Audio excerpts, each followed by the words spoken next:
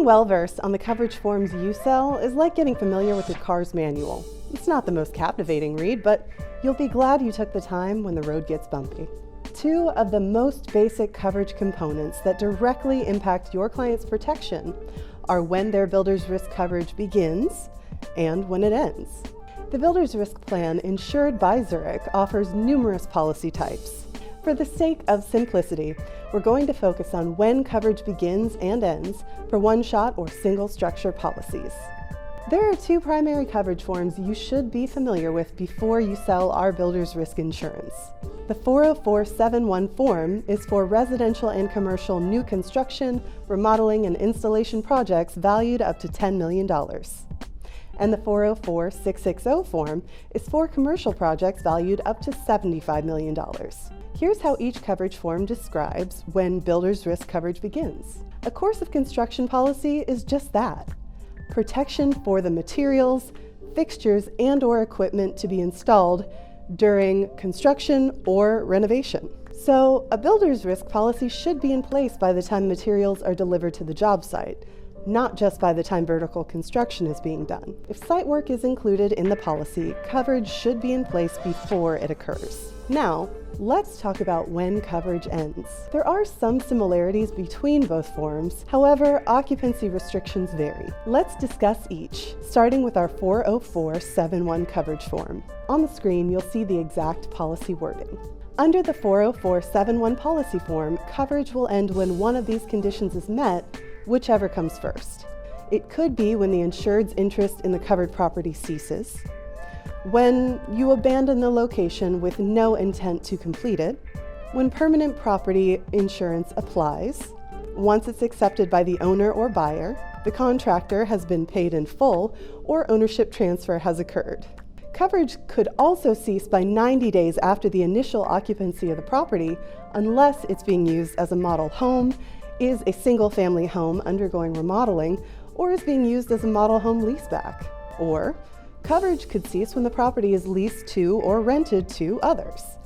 In the case of a single-family dwelling, that would occur when the building is leased to or rented to others, or if it's a 2 to 4 family dwelling, when at least 50% of the units are leased or rented. In the case of a commercial structure, which is a structure with 5 or more units, coverage would cease when 75% or more of the square footage space is leased to or rented to others. For the 40660 policy form, any of the following could trigger the end of coverage, and it would be whichever happens first.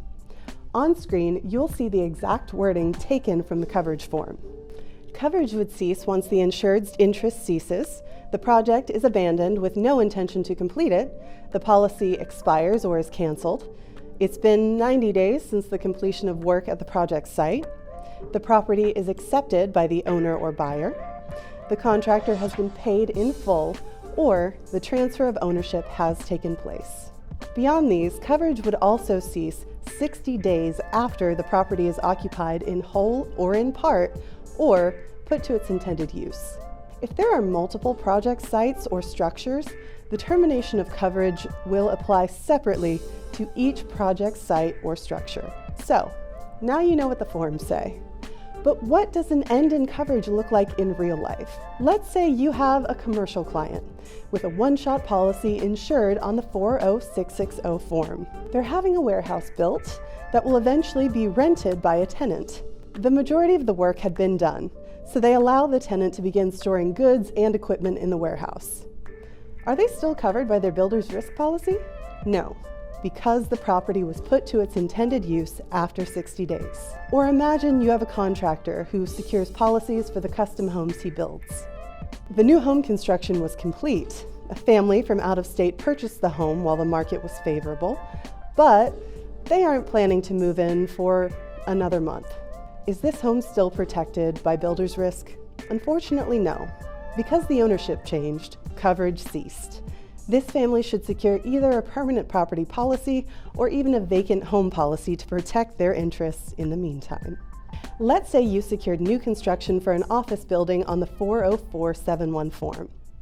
Construction was finished, and the client started leasing it over the past 4 months to 50% occupancy.